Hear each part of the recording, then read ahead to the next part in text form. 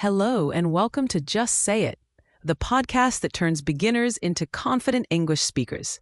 Each episode brings you real-life conversations, repeat after me practice, and fun cultural tips. Ready to speak up? Let's dive in. Do you ever feel it? That quiet, kind of empty feeling.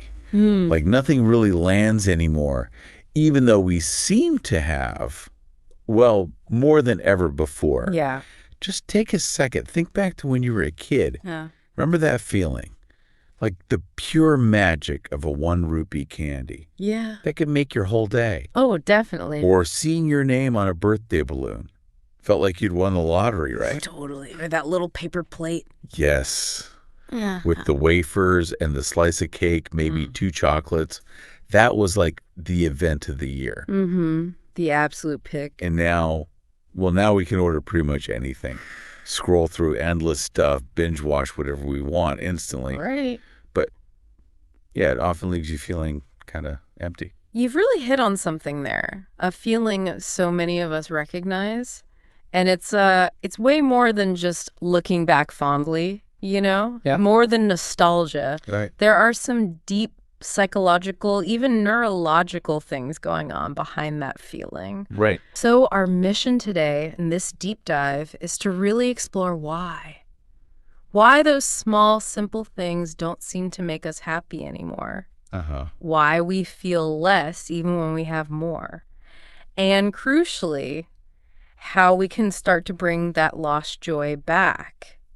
How to find that magic again, even in this huge, noisy world we live in now. That really sets the stage. It feels like something fundamental we've lost touch with. It does. So our source material digs into those childhood memories, doesn't it? That simple magic.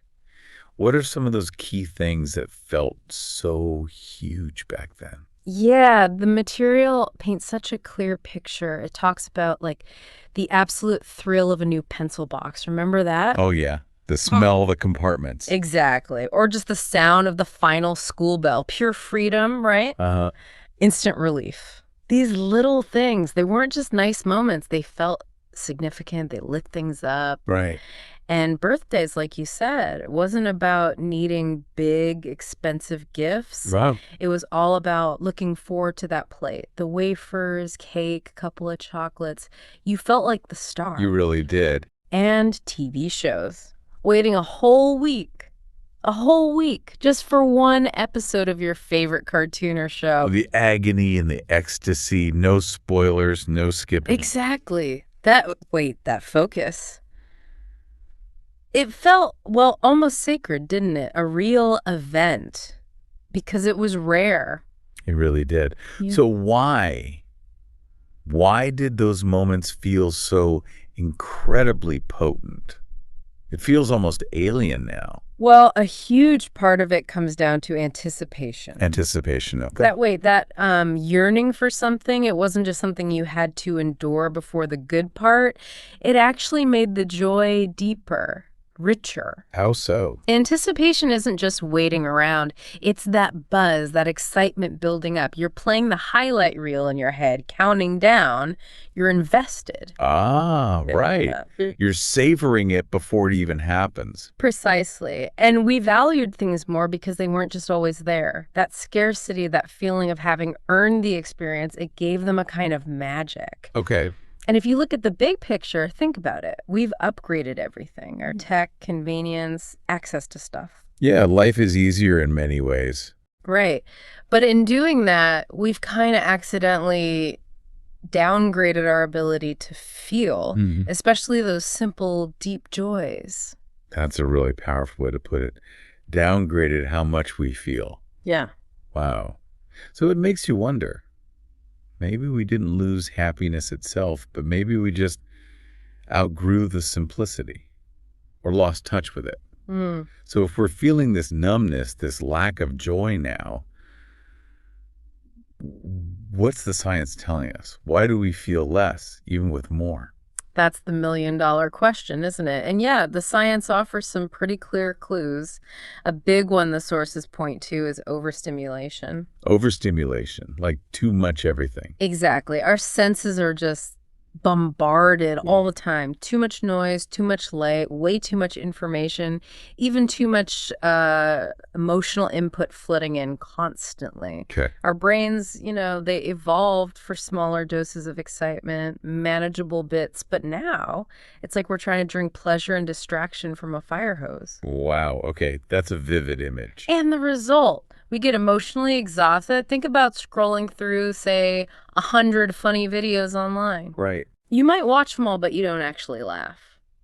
Not really. It's not always that the videos aren't funny.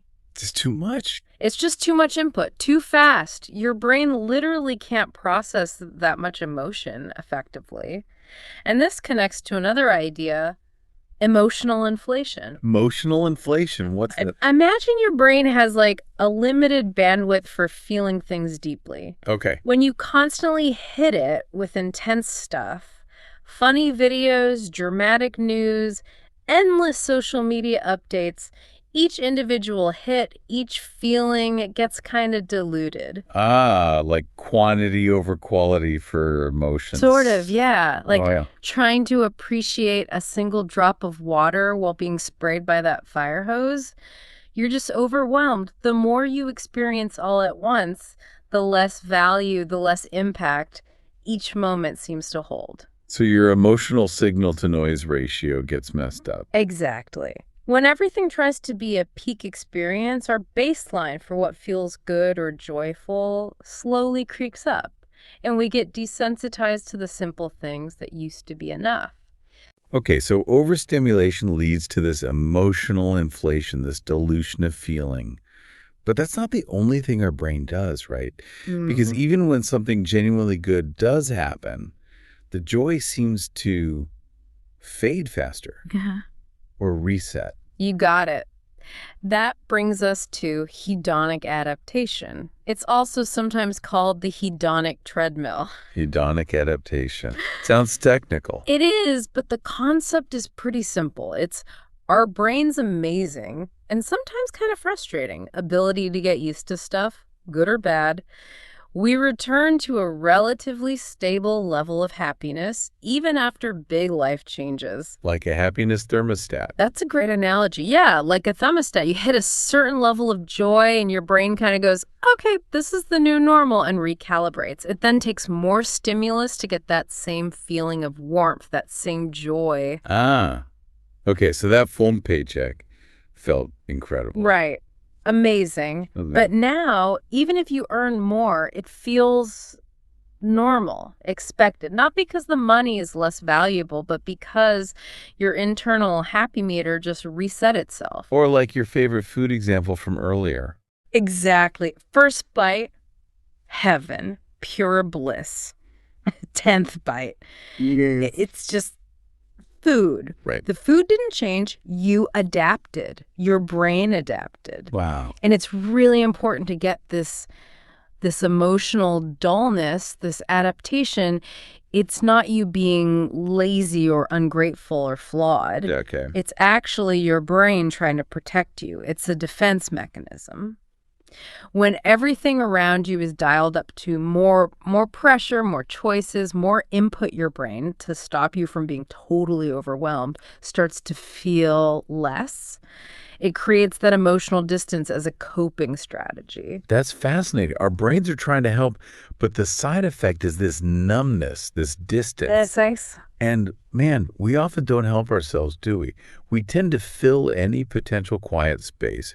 We prevent our brains from getting that breather they need to actually feel again. Yeah, we really do. We fill it with, well, everything but silence. It's almost like the ways we try to cope end up making it worse. Yeah, you've nailed it. We get into these habits, constantly filling the gaps. Noise, endless scrolling late at night, binge watching instead of sleeping, even just replying to messages we don't really care about. Just to avoid being alone with our thoughts. Often, yeah. Or just out of habit. This is a classic example of overconsumption. Taking in too much of anything, content, food, shopping, noise, information. And it pushes you further away. It can, yeah. Further away from yourself, from what you're actually feeling or needing. And these things become distractions, not just background noise, but things that actively pull our attention away from the present, often exactly when we need a moment of quiet or genuine connection. Like eating junk food when you're actually hungry for something nutritious. Perfect analogy. You're filling a void, but not with what you actually need. And the result? Often it's that emotional flatness we talked about. You're not really sad, not angry, just kind of blank.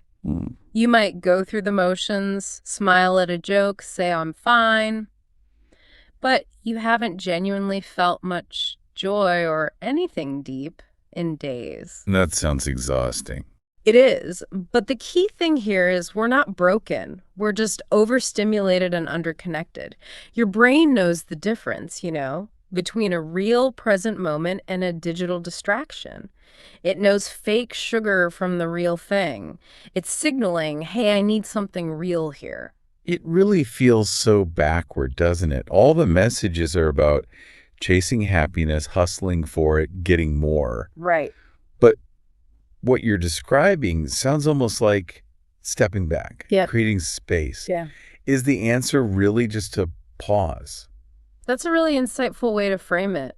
Yeah. And the sources strongly suggest that the path back isn't about more chasing, but more about pausing intentionally. Okay. What's interesting is the solutions proposed are often very small, very concrete, almost deceptively simple actions. Like what? Like sit with your morning coffee for just 5 minutes without checking your phone. Just sit. Okay. 5 minutes. Seems doable. Or go for a walk, maybe just around the block, without headphones, just listen. Let the world in a bit. Exactly. Or try doing one thing, and only that one thing. Give it your full attention, even if it's just washing the dishes. It's about cultivating intentionality. Achievable tasking, basically. Basically, yeah. When you deliberately slow down like that, you create the space to actually notice things again. Notice what? The small stuff. How the sun feels on your skin, what someone's laugh actually sounds like. Even just your own breath, moving in and out, you reconnect with your senses, with the present moment. Right. And this connects to something else the sources mention about internal peace. Not everything has to be shared instantly. Not every thought needs an audience. Keep some things for yourself. Exactly. Sometimes silence isn't empty, it's peaceful. Protecting your peace, realizing that some things, feelings, dreams, quiet moments actually become stronger, more meaningful when you hold them close, keep them just for yourself. It's not about being secretive, it's about having an inner sanctuary. That idea of noticing feels really key. It sounds like the magic isn't out there somewhere else. It doesn't return because life suddenly becomes perfect. It returns because you finally showed up for it. You were actually present for your own life. That's beautifully put, yes. You showed up, and this doesn't mean you need some dramatic life overhaul. You don't have to quit your job and move to the mountains unless you want to. Right. Good to know. It's really about learning to reclaim these small, everyday moments and letting them be enough. Finding the joy that's already here, just waiting to be noticed. Okay, so how do we build that muscle, that noticing muscle? How do we make it stick? That's where we get into the building blocks. When you stop trying to feel everything all at once, you actually make space to feel anything properly again. And the sources offer some really practical steps. Okay, let's hear them. First off, gratitude. And I know it sounds a bit cliche sometimes, but it's powerful. How so? Actively focusing on what is going well, even tiny things. Practicing gratitude daily literally shifts your brain's focus. Instead of automatically scanning for problems or what's missing, You start seeing what's already there. exactly. It lifts your baseline mood and it actually builds confidence. Like maybe before bed, just take 2 minutes. Think of 3 specific things from today you're grateful for. Not huge things. My coffee was perfect this morning. My commute was easy. That brief chat with a colleague. Specifics matter. Okay, gratitude. What else? Celebrating your wins. And again, especially the small ones. Like what kind of wins? Did you actually clear out your inbox today? Did you drink enough water like you planned? Did you manage not to snap when you felt stressed? Acknowledge it. Give yourself a little mental high five. Oh, okay. It connects to tracking progress, not demanding perfection. So many people give up on goals because they miss one day and think, oh, well, failed. Right. All or nothing. Yeah, but that's not how growth works. Small, consistent habits, they compound, they lead to big results over time. Like maybe you want to feel more confident speaking up. Try taking tiny risks daily. Tiny? Ask one question in a meeting. Say hello to someone new. If you're learning a language, practice one sentence out loud. These little actions, done consistently, build real confidence, brick by brick. So it's about action, even small action. Yes, and replacing habits that drain you with ones that nourish you. Habits that feed your body or your mind or your heart. Maybe it's swapping 10 minutes of scrolling for a 10-minute walk, or reading a few pages of a book instead of watching another trailer, calling someone you care about. Nourishing habits, I like that term. And then there's a really powerful underlying idea, identity shift. Okay. Instead of just focusing on changing a behavior, think about embodying the person you want to be. How does that work? So instead of saying, I need to stop procrastinating, you start thinking, I'm becoming the kind of person who shows up consistently. Or I'm the kind of person who practices gratitude. Or I'm the kind of person who practices gratitude. Or I'm someone who takes care of my energy. So you shift your self-perception first. Exactly. You start acting as if. And when your identity starts to shift, your actions tend to follow more naturally. It's less about forcing willpower and more about living into who you're becoming. Your actions repeat, your life changes because you became the person for whom that way of being is normal. That's how we reclaim that inner space, that inner landscape. Wow.